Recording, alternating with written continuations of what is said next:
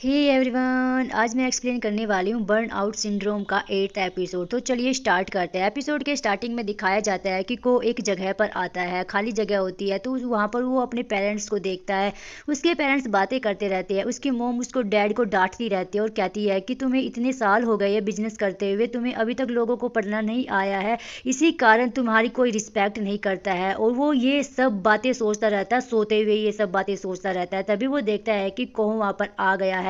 तभी उससे पूछता है कि क्या हुआ है, तो वो बताते हैं कि कुछ नहीं बेटा, सिर्फ मैं और तुम्हारी माँ बात कर रहे थे, तुम अपने कमरे में क्यों नहीं जाते। आगे हमें दिखाया जाता है कि वो एक कमरे में आता है, उसके डैड लेटे हुए रहते हैं। तभी उसकी मोम बोलती है कि तुम्हें पता है तुम्हारे डैड ऐसे क्यों है। को बोलता है कि शायद स्ट्रोक की वजह से। तो उसकी मोम बोलती है कि नहीं, ऐसा इसलिए है क्योंकि तुम्हारे डैड एक बेवकूफ़ है। और तभी कहती है कि को याद रखना, हमेशा जब भी बिजनेस करो तो किसी से अटैच मत होना, किसी से भी ट्रस्ट मत करना किसी को, और वरना तुम्हारा हाल भी अंत में ऐसा ही होगा। और सबसे खतरनाक लोग पता है कौन होते हैं? जो हमारे सबसे क्लोज होते हैं। आगे हमें दिखाया जाता है कि वो दोनों सो रहे होते हैं और कोह की नींद खुल जाती है। तो वो देखता है कि जीरा वहीं पर लेटा हुआ होता है और वो उठता है तो उसको सर को सहलाने लगता है और उसको ब्लैंकेट उड़ा के वहां से चला जाता है। और इधर वो बाहर काम कर रहा होता है। तभी जीरा वहां पर आता है तो उससे कहता है कि क्या तुम सोए नहीं, तुम्हें नींद नहीं आई क्या? तो वो बोलता है कि नहीं, मैं ये ठीक कर रहा था, तो मैंने सोचा पहले मैं इसको ही असेंबल कर लेता हूँ। तो तभी जीरा कहता है कि तुम्हें ये चीज़ें इतनी सारी यहाँ पर क्यों है? तभी वो बोलता है कि ये मेरी चीज़ें सबसे फेवरेट है और इन चीज़ों को मैं अलग नहीं करना चाहता हूँ। तभी वो कहता है कि अगर कुछ काम नहीं है तो क्या मैं घर पर जा सकता हूँ? तभी को बोलता है कि नहीं, मैंने अपने बटलर से कहकर तुम्हारे लिए ब्रेकफास्ट मंगवाया है और कुछ कपड़े भी मंगवाए हैं। तो तभी जीरा बोलता है कि ठीक है, और वो उसकी चीज़ों को छेड़ने लगता है और वो उसको छेड़ने ही नहीं देता। तो कहता है कि तुम ये क्या कर रहे हो? तो जीरा बोलता है कि क्या तुम मुझे टच भी नहीं करने दोगे? तो बोलता है कि क्या तुम मेरे साथ मजाक कर रहे हो? हाँ। तभी उसको कॉल आ जाती है और वो कॉल पीम की रहती है, बट वो झूठ बोल देता है, कहता है कि इंग की कॉल आई है। तो बात करने के लिए एक साइड में आ जाता है। जैसे ही वो फोन उठाता है तो पीम बोलता है कि क्या तुम जग गए? मुझे पता था तुम जग जाओगे। तो जीरा बोलता है तुमने मुझे कॉल क्यों किया है? तो वो बताता है कि मैं तुम्हें बात करना चाहता था तुमसे, और तुम क्या कर रहे हो? क्या तुम पौधों को पानी दे रहे हो? तो वो एकदम से कहता है कि ओ हाँ, तुम्हें कैसे पता चला मैं पौधों को पानी दे रहा हूँ? तो तभी वो बोलता है कि चलो तुम बताओ तुम कैसे हो। तो वो बताता है कि मैं लेट उठा था और मैं पूरी रात जॉब के बारे में ढूंढ रहा था। तो जीरा बोलता है कि तुम एक टैलेंटेड पर्सन हो, तुम्हें जल्दी ही काम मिल जाएगा। फिर वो कहता है कि मैंने तुम्हारी ड्राइंग बना ली है, तो मैं बाद में तुम्हें दिखाऊंगा। तो पीम बोलता है कि मैं कब से देख सकता हूँ? तो वो बताता है कि कल देख लेना। इतने में उसका बटलर खाना वगैरह और ड्रेस लेकर आ जाता है। तो वो इशारा करता है कि तुम्हारी ड्रेस आ चुकी है। तो वो पीम को झूठ बोल देता है कि इंग की कॉल आ रही है, मैं तुमसे बाद में बात कर रहा हूँ, मुझे उससे ज़रूरी बात करनी है। और इधर पीम का दोस्त भागते हुए आता है और कहता है कि देखो, मुझे ऑडिशन के लिए सिलेक्ट कर लिया गया, वे चाहते हैं मेरे ऑडिशन और वो मुझे स्क्रिप्ट भेज देंगे और तुम मेरी हेल्प करना इस चीज़ में। और तभी पीम बोलता है कि बस ये एक इंटरव्यू की तरह है, तुम तो ऐसे रिएक्ट कर रहे हो जैसे पहले ही हायर हो चुके हो। तो उसका दोस्त बोलता है कि ओ हो, तुम बताओ तुम्हें कुछ मिला या नहीं मिला। जो इधर दिखाया जाता है कि वो तभी इंग को कॉल करता है और इंग कहते हैं कि सुबह सुबह तुमने मुझे कॉल क्यों किया है? तो वो बताता है कि प्लीज़ मेरी हेल्प करना इसी चीज़ में, मैं पीम से बात कर रहा था, तो वो एकदम से मैंने बोला कि मैं इंग से बात कर रहा हूँ, और वो बहुत सारी चीज़ें बताता है और इंग कंफ्यूज हो जाती है कि क्या कहने की कोशिश कर रहे। तभी वो बताता है कि मैं कोह के साथ था, जब मैं कॉल आई पीम की तो मैंने बोल दिया कि इंग की कॉल आई है। जब मैं पीम से बात कर रहा था तो मैंने बोल दिया कि इंग की कॉल आ रही है, प्लीज़ मेरी इसमें हेल्प करना।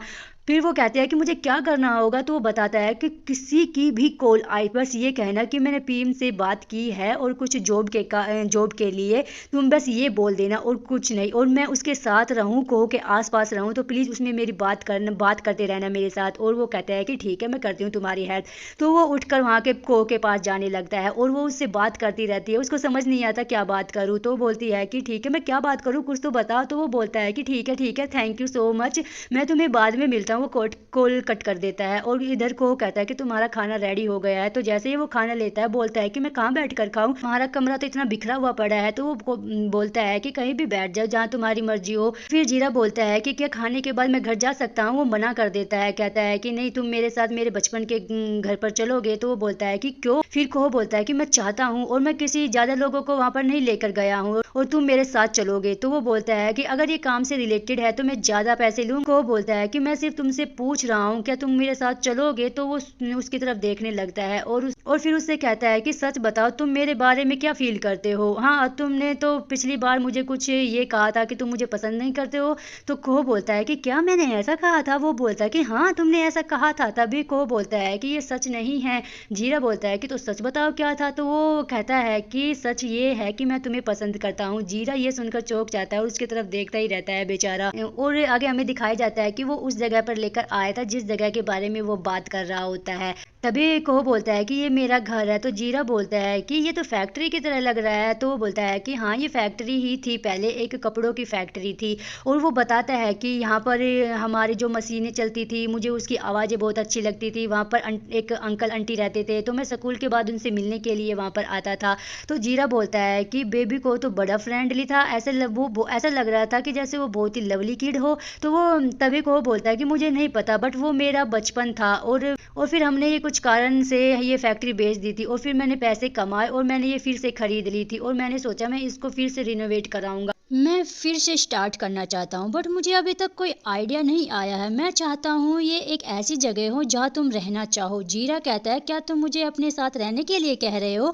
वो कहता है कि मुझे थोड़ा टाइम चाहिए सोचने के लिए। फिर कहता है कि ठीक है, तुम्हारे डिसीजन का वेट करूंगा और तुम मुझे बता सकते हो कि मैं इसे कैसे बनाऊं, मैं ये अच्छा, ताकि ये अच्छा बने। जीरा कहता है कि मुझे क्या पसंद है ये मत सोचो, तुम अपने पर फोकस करो। और फिर उसे वो अपने बेडरूम में ले आता है और कहता है कि मैं यहाँ पर कई बार आया सोने के लिए, बट मुझे नींद नहीं आई, इसलिए फिर कभी नहीं आया मैं यहाँ पर। और कहता है कि मुझे नहीं लगता कि मैं, जब तुम मेरे साथ नहीं होते हो तो मैं दोबारा सो पाऊंगा। तभी उसके ऊपर बारिश की बूंदें गिरने लगती है। तभी को अपना एक बॉक्स निकालता है, कैंपिंग सेट। तो उसमें से वो अपना जो बारिश की जो रेन कोट होता है वो निकालता है। वो कहता है कि शायद रूफ टॉप पर जाना होगा मुझे वो ठीक करने के लिए।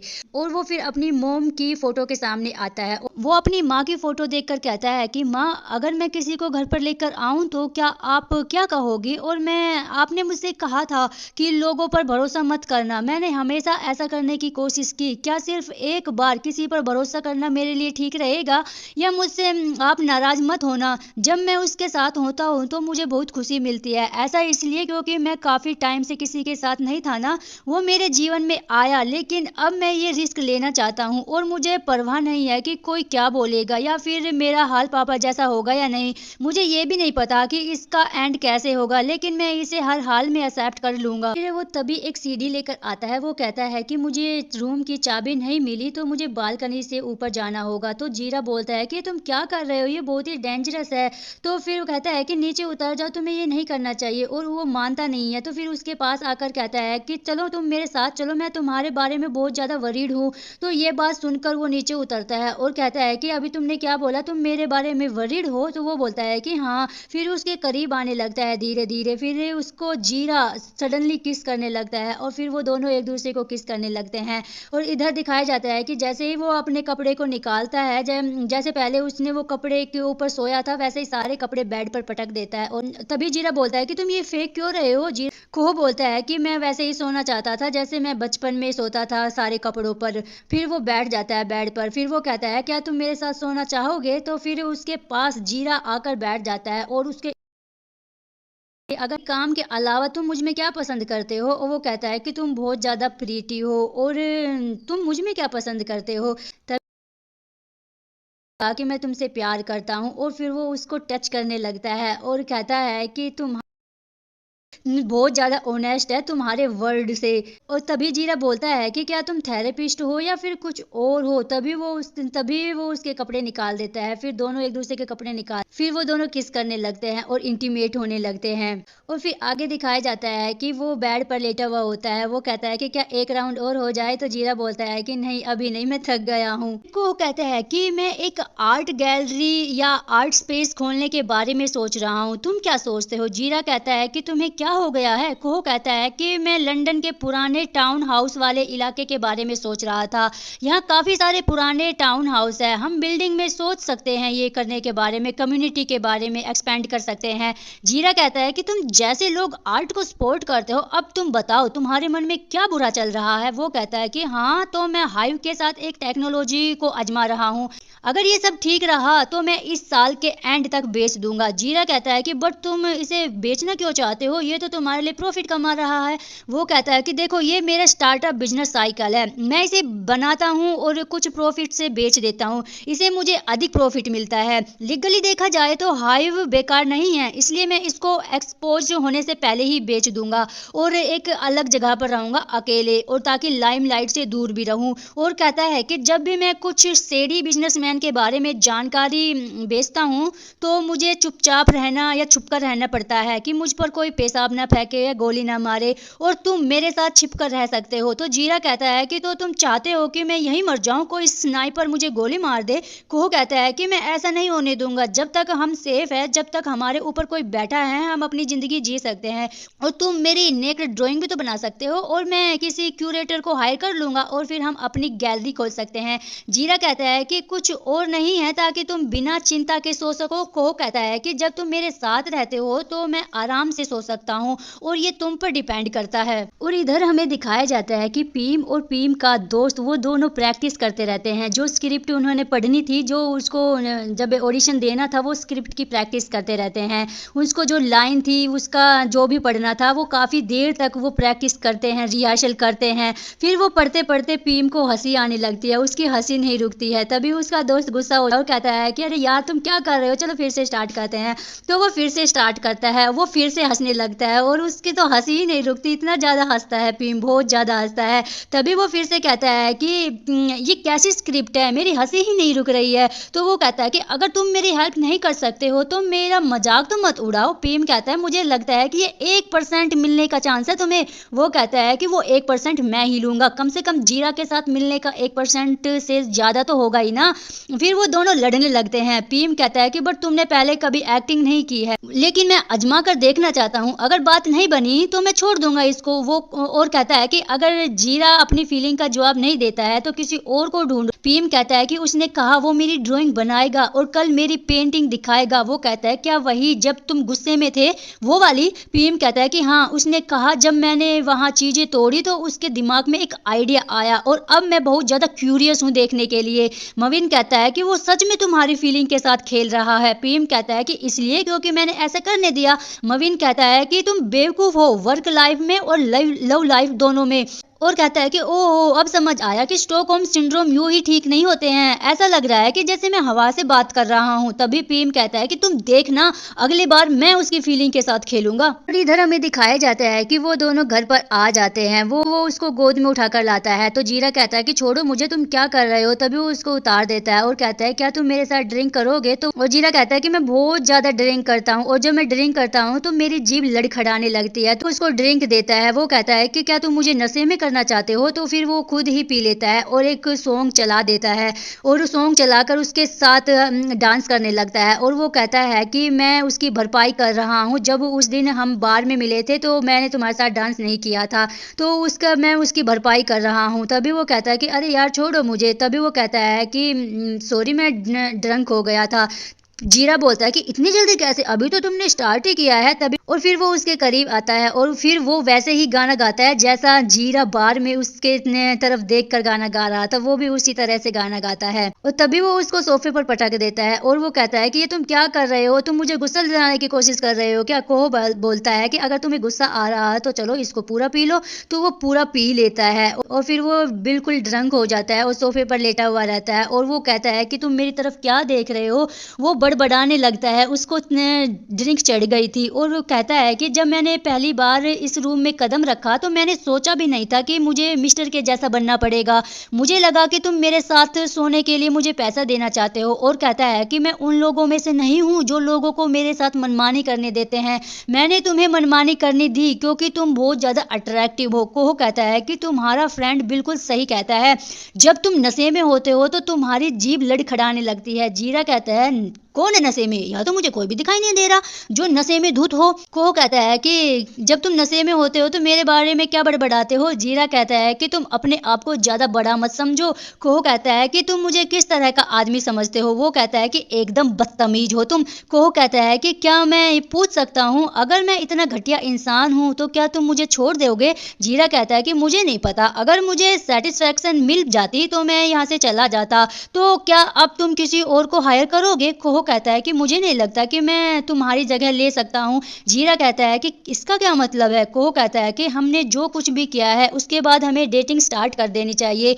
और इतना ही कहते वो सो जाता है। कोहो उसको आवाज लगाता है, फिर भी वो नहीं उठता। उसको उठाता है फिर भी नहीं उठता। फिर उसको गोद में उठाकर अपने बेड पर उसको सुला देता है बड़े प्यार से, और फिर वो बाहर चला। और तभी जीरा बीच में उठकर उसके कोहो के कपड़े पहनकर वो बाहर आ जाता है और उसके पास आ जाता है और कहता है कि क्या तुम अभी तक सोए नहीं हो। तो कोहो बोलता है कि तुम इतनी जल्दी क्यों उठ गए हो, अभी तो कुछ ही घंटे हुए हैं। तो उसके पास आने लगता है और कहता है कि क्या मैंने ड्रिंक की, जब क्या मैंने कुछ ज्यादा ही बड़बड़ा दिया। तो फिर कोहो बताता है कि हाँ बहुत ज्यादा बड़बड़ाया था, पर मैं तुम्हें बताऊंगा नहीं, ये मेरा एक सीक्रेट है। फिर वो फिर से उसकी चीजों को टच करने लगता है। तो कोहो बोलता है कि इसको टच मत करो, ये बहुत ही ज्यादा डेलिकेट होते हैं, तुम इसे बर्बाद कर दोगे। तो फिर वो उसको हक करने लगता है और उसको टच करने लगता है और कहता है क्या ये डेलिकेट है। तभी वो बोलता है कि तुम क्या सोच रहे हो। तो वो बताता है कि ये शायद डेलिकेट और स्ट्रोंग है। तभी वो उसके कान में कहता है कि मैं इसको दोबारा देखना चाहता हूँ, और फिर उसकी बेल्ट को खोलने लगता है। और ये करने के बाद तो कोहो के बाद तो कहाँ इतना पेशेंस रहता है। फिर वो उसको उठाकर टेबल पर बैठा देता है और दोनों किस करने लगते हैं। फिर वो एक चीज को नीचे गिरा देता है। तो कोहो कहता है कि इसके बारे में चिंता मत करो, अब मैं इसको दोबारा खरीद लूंगा अगर खराब भी हो जाएगा। तो फिर वो उसको फिर से किस करने लगता है।